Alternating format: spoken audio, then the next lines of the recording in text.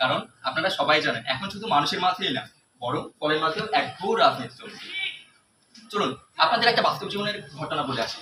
আমি এই যে কিছুদিন আগে আমি বাসাতে যাই, বাসাতে গিয়ে ফ্রিজটা খুলে দেখি ওমা আনারস, কলা, কাঁঠাল। এদিকে আমার মা বলে উঠছে, এই তোকে তো এখনো চাঙ্গা দেখে না। কারণ আর তখনই মা বলে, এই সেবুদা এখনই এক গ্লাস আনারসের শরবত নিয়ে। মাননীয় বিচারক মণ্ডলী, যেখানে মায়ের প্রাথমিক চিকিৎসায় আনারস, সেখানে অবশ্যই আমি সবসময় সেরা, এতে কোনো কথা বলা যুক্তিই থাকে না। এবার আসি ভণ্ড রাজা আমহাশয়ের কথা নিয়ে। বুঝতেই পারছেন, যাকে আমরা অযথায় রাজা বানিয়ে বসে আছি। এদের আত্মবিশ্বাস এতটা যে দেখে আমি অবাক। কিভাবে? এই যে এরা আসে গরমে, এরা সিজনাল, এরা আপনি আম খাবেন গরম লাগবে, আপনি ক্লান্ত হবেন এবং আপনার শরীর ঘেমে যাবে।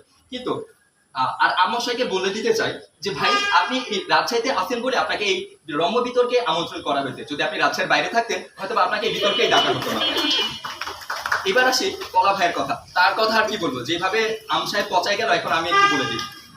কলা ভাইয়ের সব থেকে বড় কৃতিত্ব কি জানে? যে উনি নিজের খুশি পই পই করে পড়ে যায়, যে নিজেই দাঁড়াইতে পারে না তার আবার সেরা হওয়ার কৃতিত্ব।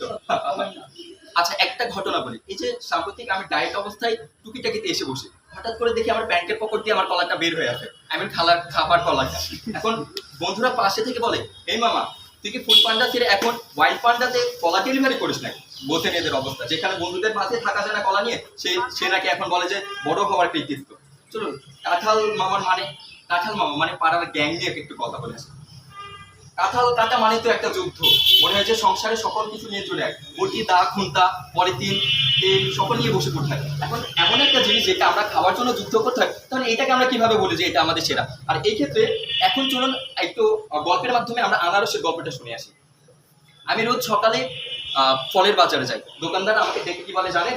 দোকানদার আমাকে দেখে বলে, এই মামা এই যে আপনার মতো দেখতে মুকুটওয়ালা রাজাকে নিয়ে আসেন। আশ্চর্য হচ্ছেন? আশ্চর্য হওয়ার কিছু না, কারণ আমিও রাজা। আর এই যে আনারসও সবসময় ফলের রাজা। কারণ দোকানদাররা জানে যে আনারস খেলে মন চাঙ্গা হয়, শরীর সুস্থ হয় এবং মগজে নতুন বুদ্ধি আসে, যেখানে কলা খেলে বা আম খেলে বা কাঁঠাল খেলে আমাদের মস্তিষ্কে কোনো ধরনের পরিবর্তনই হয় না।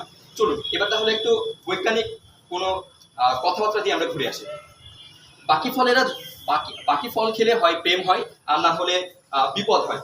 আর আনারস তো সবসময় খাওয়া যায়।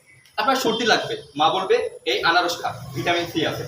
আপনার হজম হবে না, আনারসে ব্রোমেলিন এনজাইম আছে, যেটা আপনাকে হজম দিতে সাহায্য করবে।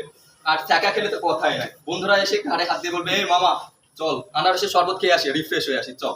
এই তো শেষে বলি, যে ফল মার ফ্রিজে থাকে, যে ফল বাচ্চাদের রসের বোতলে থাকে, আর যেই ফল অসুস্থের পথ্যে থাকে, সে ফল তো অবশ্যই সেরা, আর সেই ফল আমি আনারস।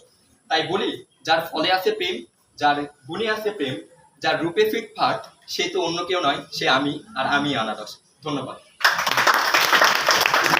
অসংখ্য ধন্যবাদ আমাদের